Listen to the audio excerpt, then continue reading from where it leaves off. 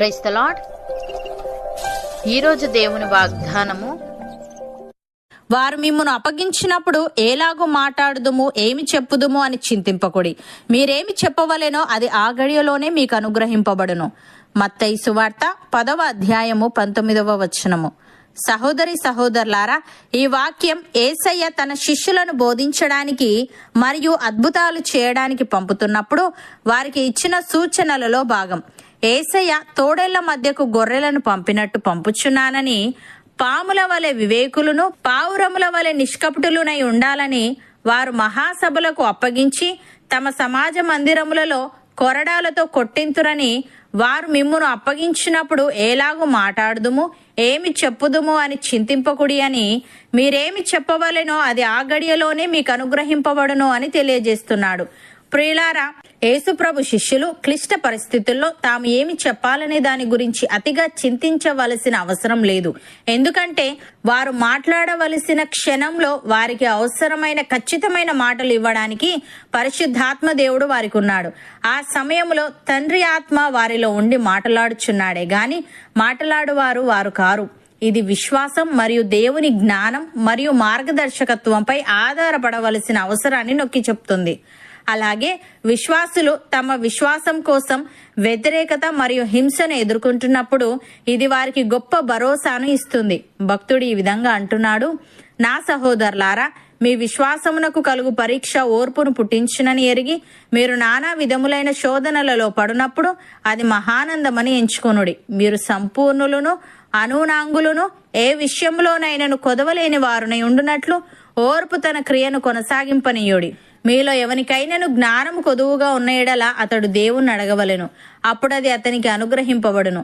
ఆయన ఎవనిని గద్దింపక అందరికీ ధారాళముగా దయచేయువాడు అని. ప్రియులారా, మీ సహనమును సకల జనులకు తెలియబడనీయుడి.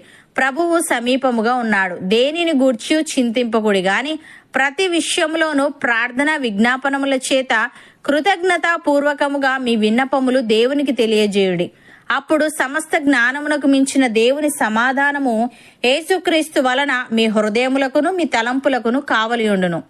అపోస్తలుడైన పౌలు ఈ విధంగా అంటున్నాడు, నేను మొదట సమాధానము చెప్పినప్పుడు ఎవడునూ నా పక్షముగా నిలువలేదు. అందరూ నన్ను విడిచిపోయిరి. ఇది వారికి నేరముగా ఎంచబడకుండునుగాక. అయితే నా ద్వారా సువార్త పూర్ణముగా ప్రకటింపబడు నిమిత్తమును అన్యజనులందరూ దాన్ని విను నిమిత్తమును ప్రభు నా ప్రక్క నిలిచి నన్ను బలపరచెను గనుక నేను సింహము నోట నుండి తప్పింపబడితిని. ప్రభువు ప్రతి దుష్కార్యము నుండి నన్ను తప్పించి తన పరలోక రాజ్యమునకు చేరునట్లు నన్ను రక్షించును. యుగయుగములు ఆయనకు మహిమ కలుగును గాక అని. సహోదరి సహోదరులారా, దేవుడు మన పక్షమున నుండగా మనకు విరోధి ఎవడు? తన సొంత కుమారుణ్ణి అనుగ్రహించుటకు వెనుక తీయక మన అందరి కొరకు ఆయనను అప్పగించిన వాడు ఆయనతో పాటు సమస్తమును మనకెందుకు అనుగ్రహింపడు? దేవుని చేత ఏర్పరచబడిన వారి మీద నేరము మోపువాడెవడు? నీతిమంతులుగా తీర్చువాడు దేవుడే. శిక్ష విధించువాడెవడు? చనిపోయిన క్రీస్తు యేసే. అంతేకాదు, మృతులలో నుండి లేచిన వాడును దేవుని కుడిపార్శ్వమున ఉన్నవాడును మన కొరకు విజ్ఞాపనము కూడా చేయువాడును ఆయనే. క్రీస్తు ప్రేమ నుండి మనలను ఎడబాపు వాడెవడు? శ్రమ అయినను, బాధ అయినను, హింస అయినను, కరువైనను, వస్త్రహీనత అయినను, ఉపద్రవమైనను, ఖడ్గమైనను మనలను ఎడబాపున. ఇందును గూర్చి వ్రాయబడినదేమనగా, నిన్ను బట్టి దినమెల్లా మేము వధింపబడిన వారము, వధకు సిద్ధమైన గొర్రెలమని మేము ఎంచబడిన వారము. అయినను మనలను ప్రేమించిన వాని ద్వారా మనము వీటన్నిటిలో అత్యధిక విజయము పొందుచున్నాము. అవును అన్నవారు నాతో పాటు ప్రార్థనలో ఏకీభవించండి. పరిశుద్ధుడా, ప్రేమగల తండ్రి, క్లిష్ట పరిస్థితుల్లో నీ శిష్యులు తాము ఏమి చెప్పాలనే దాని గురించి అతిగా చింతించవలసిన అవసరం లేదని, వారు మాట్లాడవలసిన క్షణంలో వారికి అవసరమైన ఖచ్చితమైన మాటలు ఆ గడియలోనే నీవు వారికిస్తావని, నీ శిష్యులు విశ్వాసం, నీ జ్ఞానం, నీ నడిపింపుపై ఆధారపడాలని నువ్వు తెలియజేశావు. తండ్రి, నీకు స్తుతులు.